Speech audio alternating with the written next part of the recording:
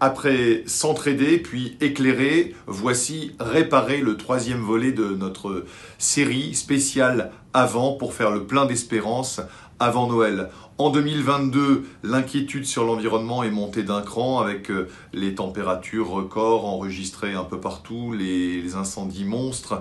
Et nous avons aujourd'hui affaire notamment à une jeunesse inquiète, partagée entre sentiment d'impuissance et envie de changement radical.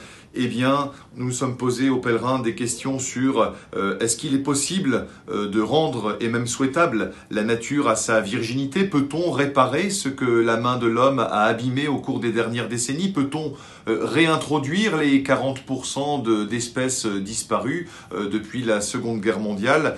Eh bien, puisqu'aux pèlerins nous préférons les solutions concrètes aux grands discours, nous nous sommes mis en quête de ces lieux où la main de l'homme tente de réparer ce qu'elle a jadis abîmé en France et à l'étranger. Eh bien, nous voyons que s'en dégagent de belles perspectives. Alors, je vous souhaite bonne lecture et bonne semaine. Bonjour à tous. Cette semaine, le magazine La Vie consacre son dossier à l'emprise spirituelle, un véritable défi pour l'Église catholique. Un peu plus d'un an après le rapport de la commission indépendante sur les abus sexuels dans l'Église, la récente affaire qui a impliqué Monseigneur Sentier nous a rappelé comment l'emprise pouvait être un levier essentiel dans la pratique de ces abus. L'emprise spirituelle, nous en parlons avec d'abord les victimes qui expliquent comment se met en place progressivement ce mécanisme qui fait perdre à la personne toute conscience, toute liberté, tout sens des réalités. Nous interrogeons aussi des responsables d'église, des spécialistes tels que des psychanalystes ou des psychologues sur la mise en place de ces mécanismes et comment les prévenir. Nous interrogeons aussi Yves Amand, qui a beaucoup travaillé sur cette question des abus et qui lui-même réclame une SIAZ 2 pour que l'église prenne encore plus conscience et agisse contre ces abus qui se pratiquent dans un cadre ecclésial, dans des congrégations, dans des mouvements ou des associations. Il est essentiel aujourd'hui que nous puissions avoir conscience de ces mécanismes. C'est pourquoi nous proposons, dans le cadre de ce dossier, un emprisomètre, les 5 étapes progressives de l'emprise. C'est ce que nous explique Jacques Herren, le psychanalyste. L'emprise spirituelle, comment la repérer pour mieux la combattre, c'est le thème de ce dossier cette semaine dans La Vie. Bonjour, à la une de France Catholique, le 4e volet de la série consacrée au credo pour répondre aux crises qui secouent l'Église. Je crois en l'Église une, sainte, catholique et donc cette semaine apostolique et romaine. Que signifie apostolique, qui vient du mot apôtre? Pourquoi l'Église est-elle forcément romaine? Entretien avec Monseigneur Schneider, qui est l'évêque auxiliaire du Kazakhstan et qui est connu pour défendre l'orthodoxie de la foi. Et puis éclairage du philosophe Frédéric Guillot qui nous explique qu'en mourant martyr à Rome, Saint-Pierre fait de la capitale de l'Empire romain le meilleur véhicule qui soit à la diffusion de l'Évangile et donc du christianisme. France Catholique vous propose ici de comprendre le secret de la longévité de l'Église malgré la faiblesse des hommes et les assauts du temps. Enfin, comme chaque semaine, découvrez le Tour de France des sanctuaires mariaux, halte à Notre-Dame-du-Gros sur la commune d'Agde dans l'Hérault. Là se dresse un sanctuaire où la Vierge Marie se serait agenouillée lors d'une apparition. Bonne semaine et bonne lecture avec France Catholique. Bonjour.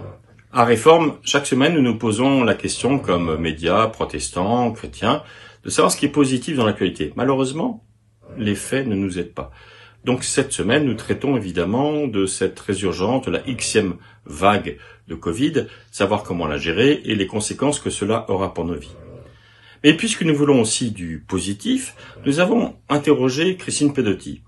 Elle est directrice du journal Témoignage chrétien et elle nous parle, elle évoque le Concile Vatican II aux 60 ans, 1962-2022, aux 60 ans de ce concile, eh bien, de savoir quel dynamisme cela a pu apporter, bien sûr, à l'Église catholique, mais au fond, ça nous concerne peut-être un peu, nous aussi, protestants.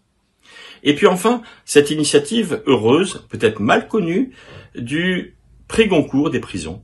C'est-à-dire que des détenus ont choisi un livre qui leur a parlé, qui leur a raconté quelque chose et, comme le dit l'auteur même du livre, eh bien, leur a ouvert une porte imaginaire vers l'extérieur.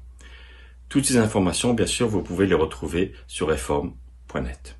Bonjour, mettre le couvert, ranger sa chambre, participer aux tâches domestiques. Qui ne rêve pas d'avoir des enfants serviables? Un rêve, on le sait, difficile à réaliser. Alors, est-ce à cause de la paresse des enfants ou y a-t-il d'autres raisons à retrouver du côté des parents? Notre dossier de la semaine se penche donc sur l'éducation au service en famille. La finance peut-elle être morale? Oui, répond un document du Vatican, mais à condition que les investisseurs respectent certains principes. Nous analysons le texte Mensuram Bonam récemment publié au Vatican. Et puis le métavers, ce monde parallèle, accessible aujourd'hui via un casque de réalité virtuelle, commence à faire parler de lui. Alors l'Église doit-elle refuser d'y aller ou au contraire s'y implanter? Les chrétiens sont partagés, comme le montre notre enquête cette semaine. Bonne lecture.